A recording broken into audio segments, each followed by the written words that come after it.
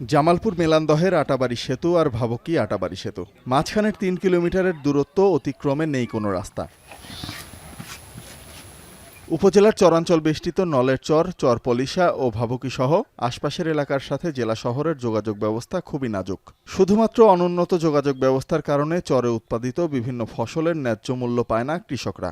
একই সাথে শিক্ষা, স্বাস্থ্যসহ জীবনমান উন্নয়নের সব ক্ষেত্রেই পিছিয়ে পড়ছেন স্থানীয় বাসিন্দারা।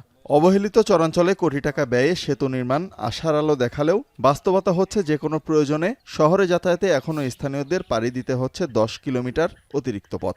কোটি কোটি টাকা খরচ করে ব্রিজ করলো, রাস্তা করলো না, দেশের এটা তো অর্থের একটা ক্ষতি। সরকারের কাছে দৃষ্টি আকর্ষণ করছি, অতি জরুরি ওই ব্রিজ থেকে এই ব্রিজের সংযোগ সড়কটা করলে আমার বহু উপকারিত হবো। শহরের মানুষগুলা রাস্তাটা থাকলে চলাচল করা হয়তো, আঙ্গরওয়ালা সুবিধা হইতো, আঙ্গর আগে আবাদ মোশন করি, আঙ্গর রাস্তাঘাট নাই, এই ব্রিজ খালি ব্রিজ পালায় কইরা থে দিছে, আঙ্গর তো কোনো লাভ হইতেছে না। ধান করি, মরিচ করি, তার বেগুন, ভুট্টা, পাট এগুলো সব করি আমরা। ব্রিজের তো কোনো উপকারই হইল না। সম্ভাব্যতা যাচাই করে একটি আরেকটির সাথে সমন্বিত কৌশল নিয়ে তারপরে সেটি করা প্রয়োজন বলে আমি মনে করি। তাহলে আমাদের সরকারি সম্পদের অপচয় হবে না এবং জনগণ যে দুর্ভোগ পোহায় সেই দুর্ভোগের হাত থেকে তারা রক্ষা পাবে বলে আমি মনে করি। স্থানীয় সরকার প্রকৌশল অধিদপ্তরের নির্বাহী প্রকৌশলী বলছে, জনস্বার্থ বিবেচনায় সেতুর প্রকল্প গ্রহণ করা হয়েছে।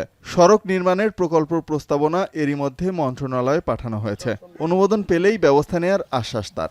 সদর উপজেলার একটি কানেক্টিং রাস্তা, তো এক্ষেত্রে মানে রাস্তার দুইটা চেনে, বিশেষ করে রাস্তার যে 3000 মিটার চেনে, যেটা জিনাই নদীর উপরেই আর কি ব্রিজটা আর কি, যেখানে সদর পাঠে আর কি, এবং এটা আমাদের এলজিডির মাধ্যমে বিশেষ করে এখানে প্রস্তাব পাঠানো হয় এবং সেখান থেকে আমাদের ঊর্ধ্বতন কর্তৃপক্ষ অনুমোদন দেয়।